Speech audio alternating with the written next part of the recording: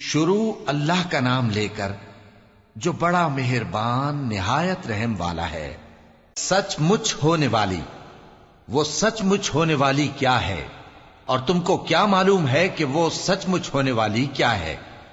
وہی کھڑکھڑانے والی جس کو سمود اور عاد دونوں نے جھٹلایا۔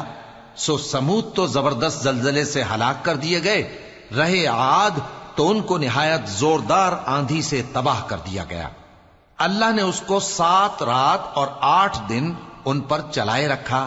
تو اے مخاطب، تو ان لوگوں کو اس میں اس طرح گرے ہوئے دیکھتا جیسے کھجوروں کے کھوکھلے تنے، پھر کیا تو ان میں سے کسی کو بھی باقی دیکھتا ہے؟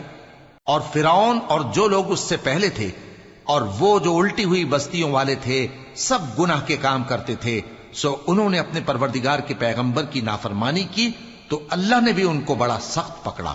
جب پانی طغیانی پر آیا تو ہم نے تم لوگوں کو کشتی میں سوار کر لیا تاکہ اس کو تمہارے لیے یادگار بنائیں اور یاد رکھنے والے کان اسے یاد رکھیں۔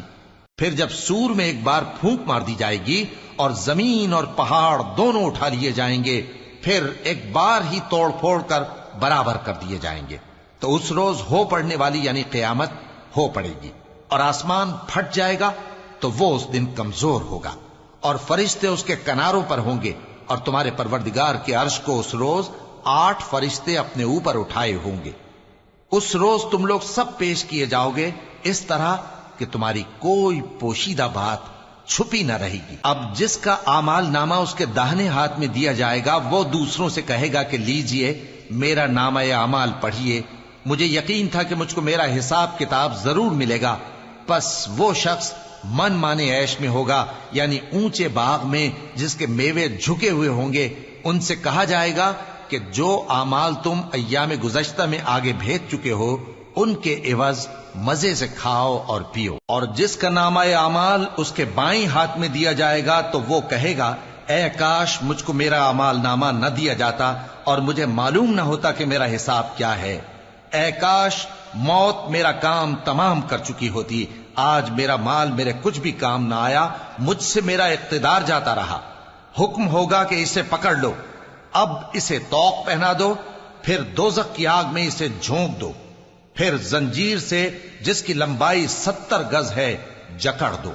یہ نہ تو اللہ عظمت والے پر ایمان لاتا تھا اور نہ فقیر کے کھانا کھلانے کی ترغیب دیتا تھا، سو آج اس کا بھی یہاں کوئی دوست نہیں اور نہ اس کے لیے کوئی کھانا ہے سوائے زخموں کے دھون کے، جس کو گناہگاروں کے سوا کوئی نہیں کھائے گا۔ سو میں ان چیزوں کی قسم کھاتا ہوں جو تم کو نظر آتی ہیں اور ان کی جو تمہیں نظر نہیں آتی، کہ یہ قرآن ایک معزز فرشتے کا پہنچایا ہوا کلام ہے، اور یہ کسی شاعر کا کلام نہیں، مگر تم لوگ بہت ہی کم ایمان لاتے ہو، اور نہ کسی کاہن کا قول ہے، لیکن تم لوگ بہت ہی کم غور و فکر کرتے ہو۔ یہ رب العالمین کا اتارا ہوا ہے۔ اور اگر یہ پیغمبر ہماری نسبت کوئی بات جھوٹ بنا لاتے تو ہم ان کا داہنا ہاتھ پکڑ لیتے، پھر ان کی رگے گردن کاٹ ڈالتے، پھر تم میں سے کوئی ہمیں اس سے روکنے والا نہ ہوتا۔ اور یہ کتاب تو پرہیزگاروں کے لیے نصیحت ہے، اور ہم جانتے ہیں کہ تم میں سے بعض اس کو جھٹلانے والے ہیں۔ نیز یہ کافروں کے لیے موجب حسرت ہے، اور کچھ شک نہیں کہ یہ یقین کرنے کے لائق ہے۔ سو تم اپنے پروردگار عظیم کے نام کی تسبیح کرتے رہو۔